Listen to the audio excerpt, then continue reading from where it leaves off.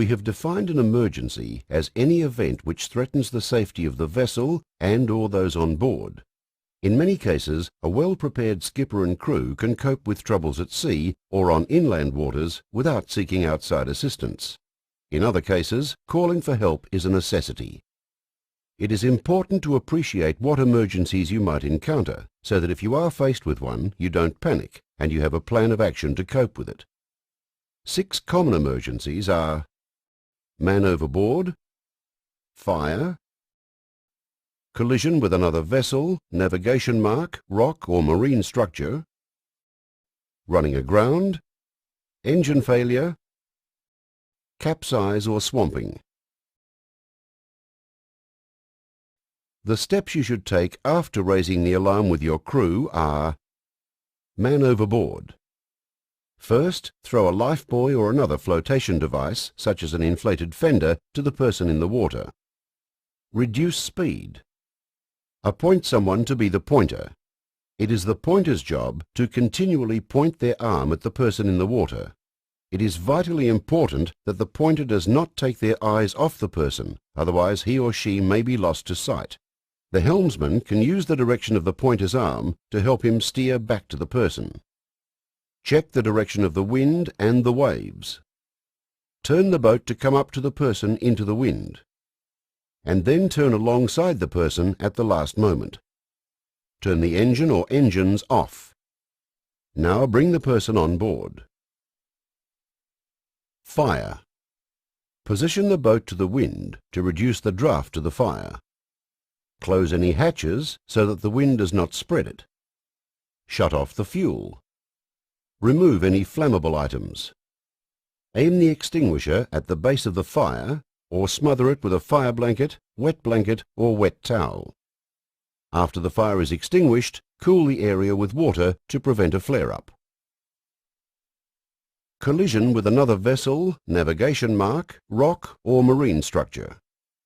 Immediately put the engine or engines into neutral. If someone has been thrown overboard, throw them a flotation device, or if someone is seriously injured, attend to them first. If you're aground or affixed to the other object, check that you're not taking in water. If you are, do not try to move your vessel until you've stemmed the flow. If you cannot stop the flow, or if you cannot break free, call or signal for assistance.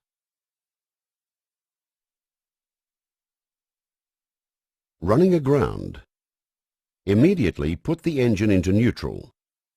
The seabed is usually mud or sand, so if you do go aground, it is unlikely that you'll seriously damage your hull. Often you can get your vessel off quickly by using your crew to move their weight to one end of the boat or to one side of the boat. Sometimes raising your engine or leg will set you free. If you cannot get off, check what the tide is doing. If it's coming in, you're in luck and should float free soon. If the tide is going out, you're in for a longer wait. Don't leave the boat. Prepare everyone on board for the weather that you're expecting. In particular, beware of sunburn and dehydration. If it's necessary to stop the boat drifting into danger when it floats free, put out the anchor with a considerable length of chain and rope, so that it will be made fast against the wind and tide. Use your marine radio or phone to report your position and situation. Engine failure. The 2 most common reasons for marine engines failing to start are either running out of fuel or a flat battery. If your motor can't be started by hand, the answer in both of these situations is to call for assistance. Before you do so, check that the fuel line and battery leads are properly connected. If your engine will not start for some other reason, check the troubleshooting guide in your engine handbook before calling for help. This may help you to fix the problem yourself. If not, you'll need to seek assistance via radio, phone or flare. Capsize or swamping. Other than overloading, the main reasons for vessels taking in vast quantities of water are big seas or breaking waves. In both these cases, you'd have been aware beforehand that the vessel and crew were facing danger, and everybody should have already been wearing their PFDs or life jackets.